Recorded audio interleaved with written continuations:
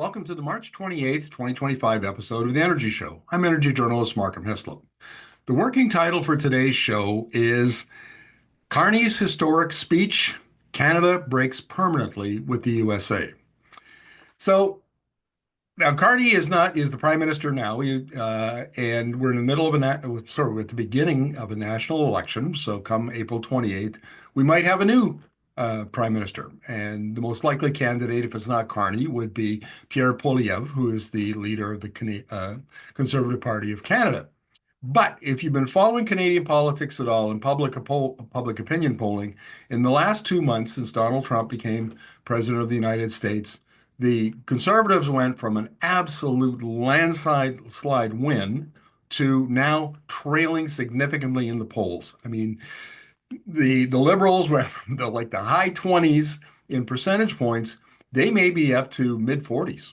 They may be up to even as high as 50, I saw in one poll. 50% of voters. So that would give them a very large majority government. So at this point, if Carney looks like he's in the driver's seat, and I'm going to have something to say about that later because there's some very interesting commentary and polling from David Coletto, who's the CEO of Abacus Data, and he introduces a new idea called Precarity, and it explains a lot about where Canadian politics is going. We'll get to that. I have a clip. In fact, I have a couple of clips from Mark Carney yesterday when he was announcing the countervailing Canada's response to Donald Trump's 25% tariffs on the Canadian and Mexican auto industries. And it's very interesting. But before we get to that clip, I want to make 2 points. The first one is apparently Canada's old relationship with the United States is dead. This is like a divorce where two parents have to learn how to co-parent the children. I mean, this is we're ripping the sheets and we're going to disengage the Canadian economy and Canadian politics, Canadian security from the American umbrella. That's where we're going, according to Carney. Now, look, I'm of an age where I grew up in the 60s and 70s, and we were just at that inflection point where Canada, after the Second World War, we began to move away from our historic connections to Europe and the United Kingdom. And we were building closer relationships with the United States. And so I grew up with American TV, American music, American movies, and a lot of their politics. I remember one of my first memories is watching John F.K. Jr., John Fitzgerald Kennedy Jr., was just a little guy, and at his dad's funeral, watched it in black and white TV. I think it was in the early 60s. And in 64, we had the Auto Pact, which is the agreement between the Canada and the U.S. that set up the modern integrated North American auto industry. And then in 1965, we brought in the Canadian flag. I remember that very clearly. Grade one, we all trooped out to the flagpole and raised the flag and sang "O Canada." 6 years old. 1988, we had a free trade agreement election, and I voted in favor of free trade. I thought with the U.S., I thought that was a very good idea. Opponents at that time, critics, said this is not a great idea. Greater integration with the U.S. brings greater vulnerability. And at that time, nobody could have guessed that the U.S. would ever elect a president like Donald Trump. Turns out the critics were right, and we are vulnerable. I've argued in other shows that in fact it makes them vulnerable, and we've shown that in a couple like our threats to turn off electricity that Ontario Premier Doug Ford did a couple 3 weeks ago. Nevertheless, this is for folks of my generation. Breaking with the U.S. in this way is an earthquake. It's a political earthquake. It's really quite revolutionary. So that's not point number one. Point number two, Carney says that we're basically going to re-engineer our economy. And what we're going to do is 75% of our exports currently go to the U.S. And so instead of that, we're going to gradually over time, we're going to reduce our dependence on the American market. We're going to trade east and west because there's not a whole lot of that. We do most of our business north and south between the various provinces. And we're going to export more to Europe and to Asia, probably some of the other global south countries as well. So that is a major, major task. That's a nation building task. And we've had that in the past. For instance, in 1885, we had the completion of the Canadian Pacific Railway. It joined the country from coast to coast to coast. No, coast to coast, sorry, east and west coast. And we've had other kinds of policies that were described as nation building. Re-engineering our national economy, that's an enormous task.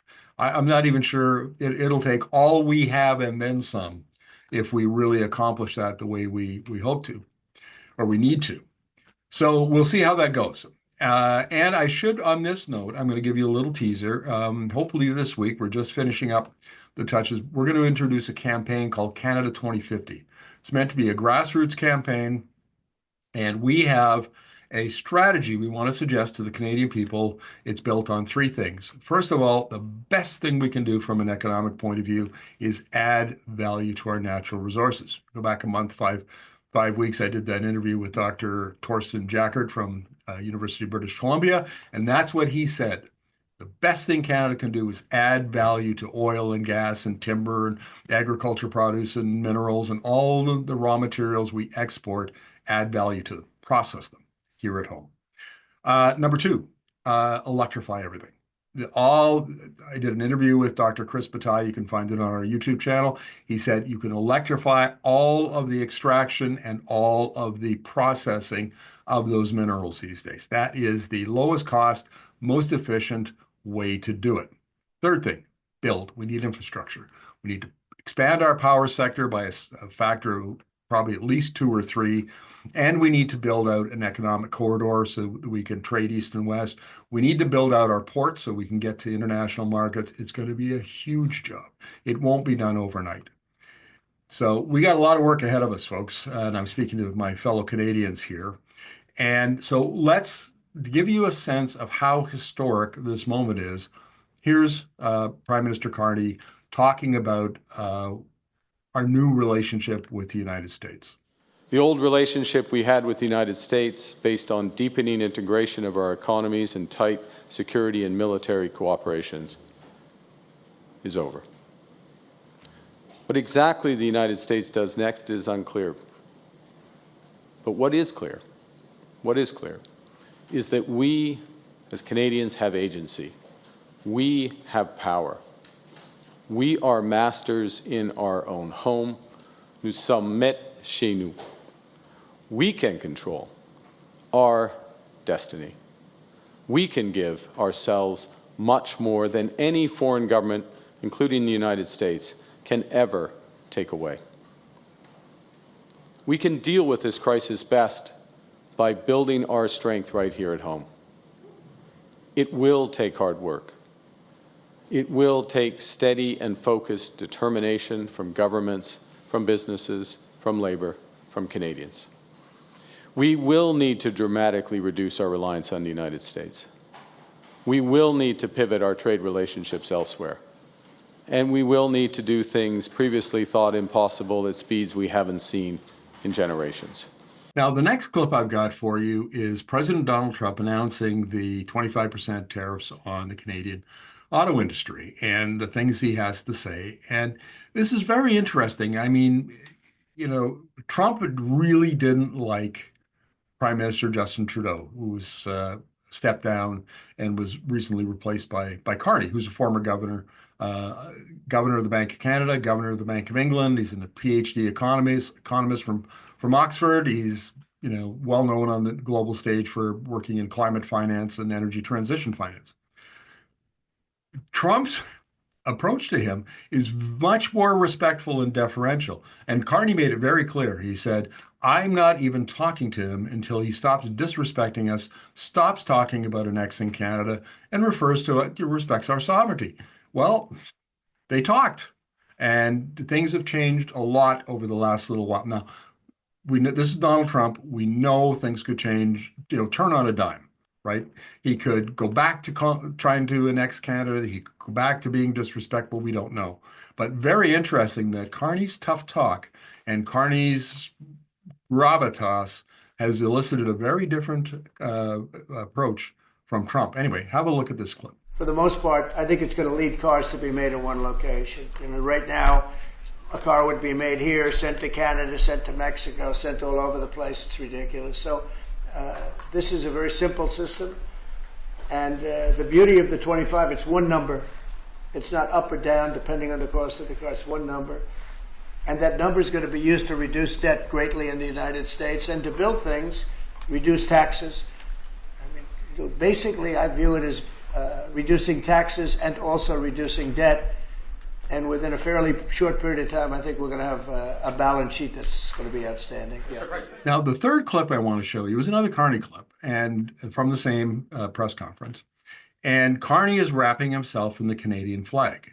He's talking about the national crisis that Trump's tariffs have created in Canada, and the sense of national economic nationalism, sense of pride that has sprung up. I think I've ever seen the only time I've seen the country as united as this was in 1972 when the Russians came over. There was the Summit Series. There was an 8-game series between the Russian national team and a Canadian All-Star team, and it was really, if you were in Canada around 1972, as I was, it was a big deal. And that was the last time I remember Canada being as united as this. So this is really something that Trump has accomplished. He's brought Canadians together at a time when we were very polarized. So listen to Carney's clip. Now you can decide for yourself whether this is going to work for him or not, because we are in an election, and maybe Canadians won't respond to it. Maybe they will. You can decide for yourself. And it's why the time will come for a broad renegotiation of our security and trade relationship with the United States. It's why I will work intensively with our partners in business, in labor, the territories and the provinces to find more ways to help Canadians through this crisis and to ensure that our great country emerges stronger than ever. In recent weeks, Canadians have done their part to unite in defense of our country. To unite also in defense of our way of life. It's my solemn promise as your Prime Minister to do the same. It's my solemn promise that when President Trump threatens us again, we will fight back. We will fight back with everything we have to get the best deal for Canada. We will build an independent future for our country stronger than ever. We will stand up for Canadian workers. We will stand up for Canadian business. We will stand up for our history, our values, and our sovereignty. We will stand together to build Canada strong, Canada free, Canada forever. Now, since this press conference took place, the Prime Minister and the President have talked finally, and by both they released a statement. Carney released a statement. Donald Trump posted on, I think it was Truth Social, but they said the same things, which was a cordial conversation, and they agreed that after the election, that the two sides would come together and renegotiate the economic and military security relationships between the two. That is a very, very different approach than we've seen in past weeks, past couple of months, in fact. How is this playing out for Pierre Poilievre? Because I mentioned earlier that he was way up in the polls. I mean, it looked like a slaughter. And since that time, his polling has taken an absolute nosedive. Carney's has gone up. The New Democratic Party, which normally polls around, in my experience, about 18 to 20%, nationally is down to like 9%, maybe 10%. So Jagmeet Singh and the NDP their vote has just fled to the Liberals. Some of the Tory vote, Conservative vote is going to the Liberals, and it's in trouble. So yesterday, Pierre Poilievre was in Surrey, British Columbia. Actually, I lived in Surrey up until 2018, and he's proposing a Canada First plank. Now, Canada First is kind of it's a nationalistic plank or platform that's been around for a long, long time. I think the first one was like in the 1880s, and it's been revived every once in a while. And it has, for those of us who are, and I was trained as a historian, who remember the old iterations of Canada First, it kind of has bad vibes to it, sort of racist and very nationalistic. Uh, what's the word I'm looking for? Anyway, bad vibes. But nevertheless, that's what they're trotting out. Hey, it's a new generation. Probably nobody remembers this the way I do. And so he's proposing this Canada First platform. The problem is that, as far as I can see, given where the Liberals and the CPC, the platforms or the ideas that they've released so far, they're really not that far apart. Some different language, because Poilievre comes from Alberta, and so he's every opportunity he takes, he complains about lack of pipelines and how Ottawa has done Alberta wrong. But nevertheless, they're not that far apart. I mean, these are not radically different platforms. So anyway, here's a clip where he talks about the campaign so far. To learn that the President and Prime Minister spoke today, and like all Canadians, I hope they had a successful talk, and I look forward to hearing about the results that they achieved in that conversation for Canadians. But regardless of what was said, what is now clear is that it was a mistake over the lost Liberal decade to weaken our economy and become more dependent on the Americans. Liberals blocked pipelines, LNG plants, port expansions, and other major projects because of a radical net zero ideology that has now made us more reliant on the Americans than ever before. We need to break that reliance.